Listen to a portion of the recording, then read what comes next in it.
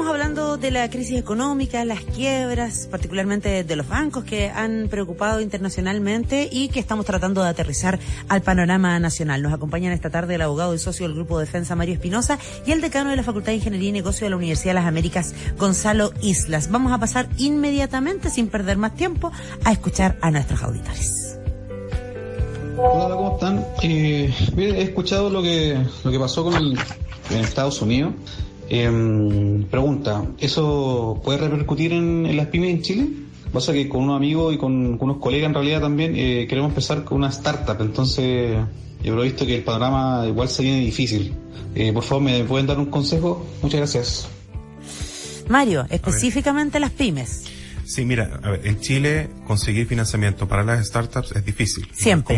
Siempre ha sido independiente difícil. de cualquier crisis. Independiente de cualquier crisis, más allá de crisis, la cosa es distinta. En Estados Unidos, obviamente, allá existe otro tipo de nivel de desarrollo, mercados mucho más grandes y por lo tanto para las startups fue muy fácil obtener financiamiento, y producto de esa facilidad y de poca evaluación de los riesgos es que generó la crisis que hizo la caída de este banco. En Chile no veo que se cierren aún más puertas al financiamiento para las pymes y para los emprendimientos en Chile, porque el acceso ya es complejo, es difícil. Yo creo que va a seguir siendo igual, no creo que haya mayor afectación. Es un gran desafío para las startups chilenas el obtener financiamiento, especialmente en primeras fases de desarrollo, y va a seguir siendo igual. Perfecto. Más preguntas esta tarde. Hola, consulta, es que mi abuelita le quiere embargar la casa por una deuda que mi tía tiene y puso su dirección. Mi tía está evaluando a tirarse a quiebra, pero no sé si le pueden quitar las cosas a mi abuelita. ¿Me pueden ayudar, por favor? Gracias. Primero, independiente de si haya quiebra o no, ¿le pueden quitar las cosas si la dueña de la casa es No. A ver, lo que pasa es que el domicilio del deudor es el lugar donde se realizan o el domicilio que da el deudor es el lugar donde se va a realizar todas las gestiones judiciales en una demanda, ¿ya? Y eso puede significar que eventualmente se involucren a personas que no tienen nada que ver en la deuda y en el juicio, y es precisamente este caso. Ahora, el embargo puede ocurrir, pero el embargo es un inventario de bienes y tasación, no es el retiro de las cosas. Cuando ocurre eso, cuando se embargan bienes que no son del deudor, el afectado lo único que puede hacer en ese caso es presentar una tercería de posesión, acusando al tribunal en el fondo que hay un embargo mal hecho y que tiene que ser dejado sin efecto porque se han embargado bienes que no pertenecen al deudor, sino a terceras personas. Lamentablemente las personas que se ven afectadas tienen que hacer ese trámite porque es la única forma en que el tribunal se entera de que hay un embargo mal hecho.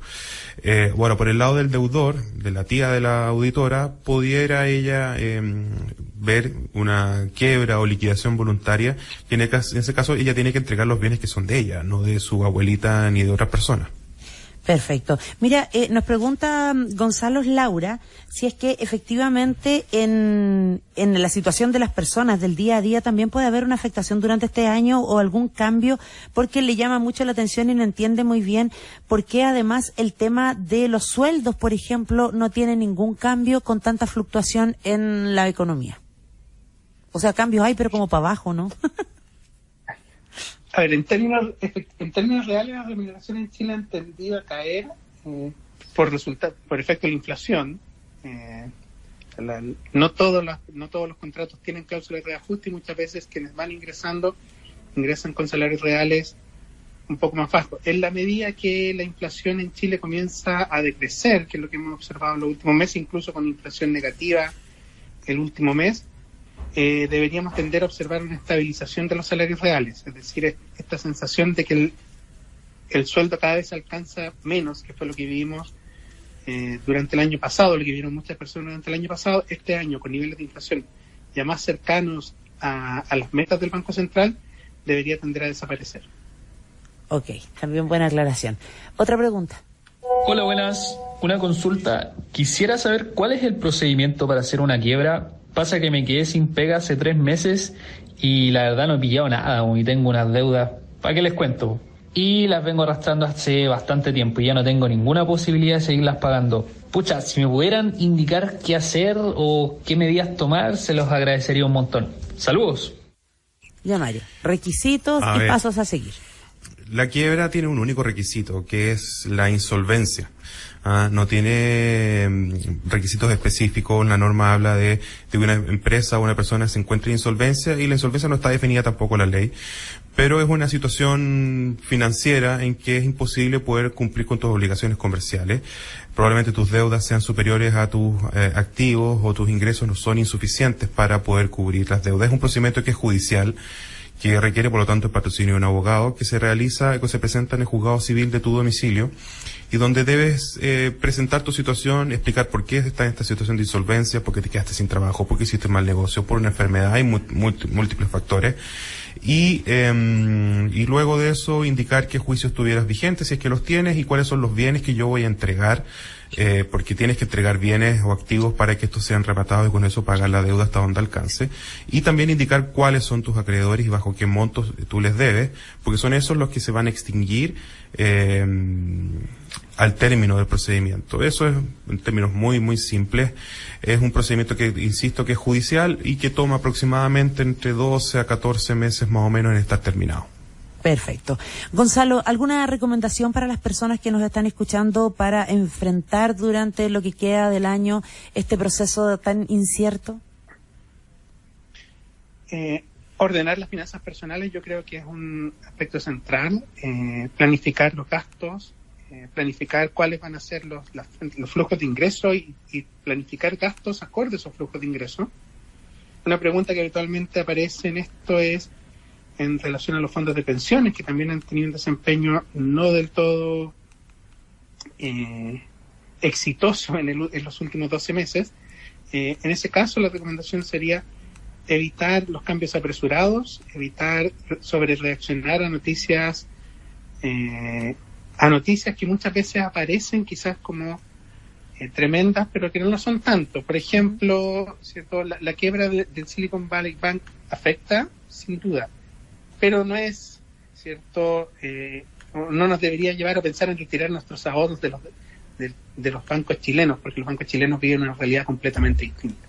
No sobrereaccionar, ordenar, planificar, reordenar deudas, ¿cierto? En la medida de lo posible, evitar las deudas a alta tasa a corto plazo, por ejemplo, de forma tal de tener una vida financiera ordenada. Yo creo que esa es la gran recomendación, ordenar las finanzas personales. Perfecto. Mario, ¿algo que sumar?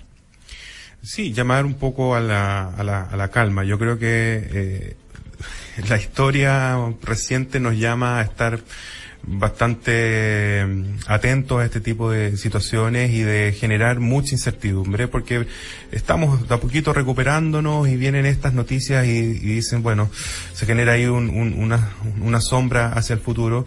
No creo yo en un colapso mundial a propósito de estos hechos, tampoco en un colapso del sistema financiero bancario chileno.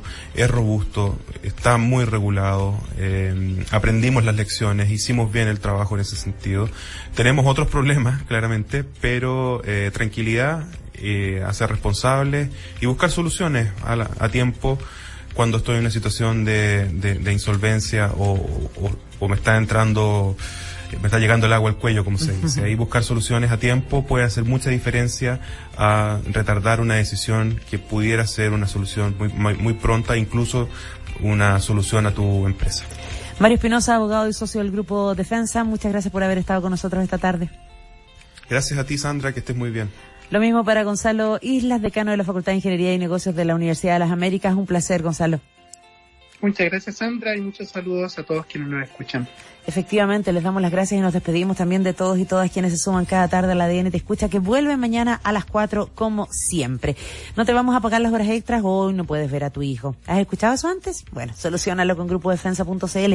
Abogados especialistas en deuda, familia y laboral, deuda, familia y laboral, deuda, familia y laboral.